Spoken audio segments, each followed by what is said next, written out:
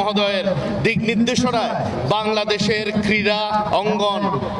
ইতিমধ্যেই একটি অনন্য উচ্চতায় পৌঁছে গেছে এবং পৃথিবীর বিভিন্ন প্রতিযোগিতামূলক যে অনুষ্ঠানগুলো ওখানে হচ্ছে, যে প্রতিযোগিতাগুলো হচ্ছে, সেখানে বাংলাদেশ অলরেডি সাফল্য দ্বার প্রান্তে চলে এসছে, সাফল্য দেখিয়েছে এবং একই সাথে ক্রীড়ামোদীদেরকে বা ক্রীড়াবিদদেরকে সম্মাননা প্রদানের মাধ্যমে উনি এই ক্রীড়াঙ্গনকে বা ক্রীড়াবিদদেরকে আরো উৎসাহিত করছেন এবং একই সাথে আমাদের যুব সমাজকে মাদকের অন্ধকার জগৎ থেকে দূরে নিয়ে কিভাবে তাদেরকে উন্নত ক্রীড়াবিদ হিসেবে বাংলাদেশ পৃথিবীর বুকে যেন রিপ্রেজেন্ট করতে পারে সেই ব্যবস্থা করছেন। আমরা